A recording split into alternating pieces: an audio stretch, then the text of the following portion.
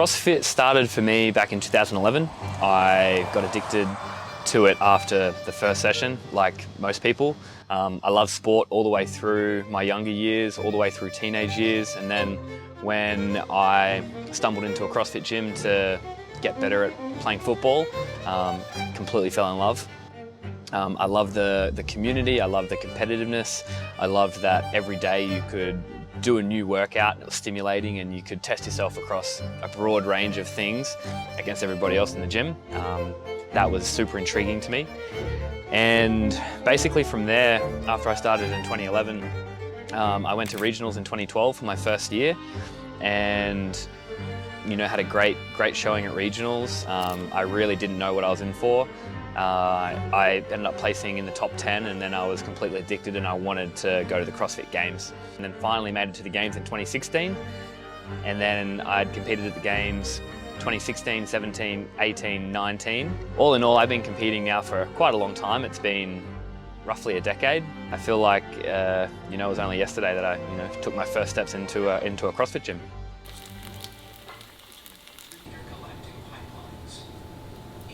I've been vegan now for almost 2 years, and I kind of just did it because it's something that I've been thinking about for probably at least the last 10 years, and I never wanted to do it because I thought it would really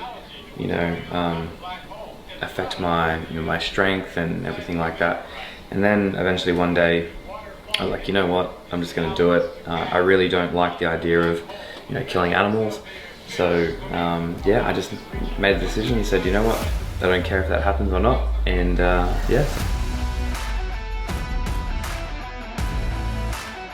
An average day for me pretty much looks like waking up, getting hydrated, fueling up, going to train in the morning. If we've got an outdoor piece in the morning, that may take 90 minutes to 2 hours to complete.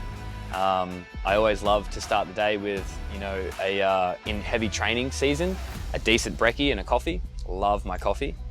Then from there, we will basically rest, relax a little bit, get some food in as much as possible. Then we'll typically head off to another training session, which will be basically from 12:30, 1 o'clock right through until roughly 7 p.m.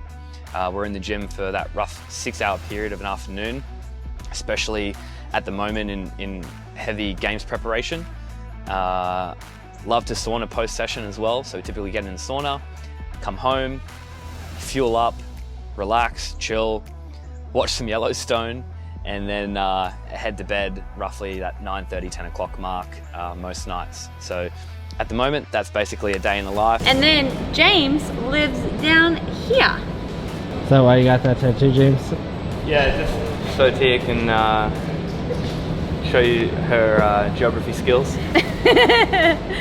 Fun fact. Tia and I first met in 2015.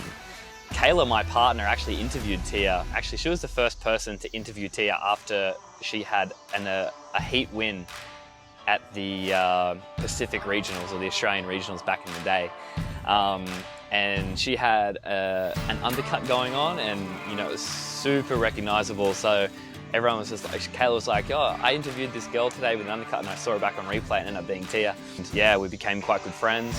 She's just, she's definitely on my wavelength. She, our humor is much the same. And I was like, oh, we'll just make some burgers, and Yeah. Oh yeah? he might be like, What's this? What the fuck is, what the bleep is this? And then from there, we've always stayed in touch, and once Tia and Shane moved over to the States, we still kept in touch, and we've been keeping up to date with what each other's been doing.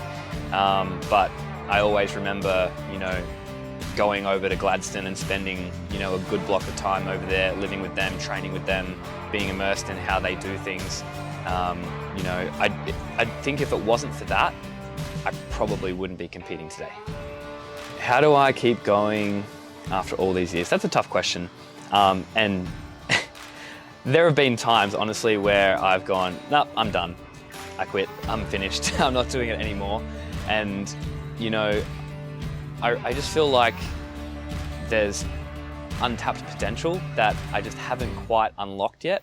I feel like I do have more room to grow and get better, and every year, somehow, some way, even though when I think, I'm completely finished and I'm not going to compete, or I'm, throwing it in, and there are other things in life that I want to attack, something constantly draws me back to competing in CrossFit.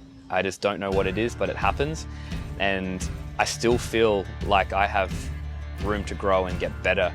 And when that sits at the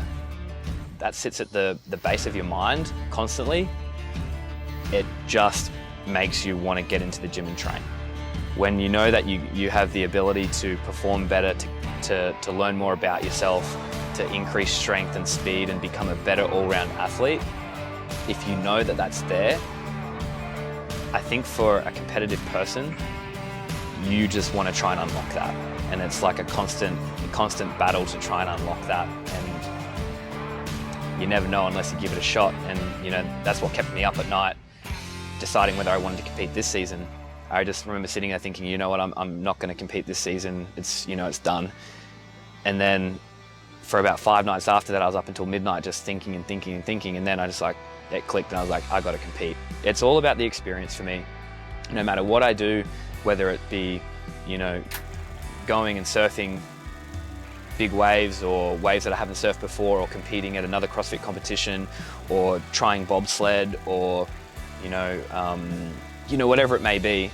It's just about the experience, trying something new, and just seeing what's on the other side, and, just going with the flow.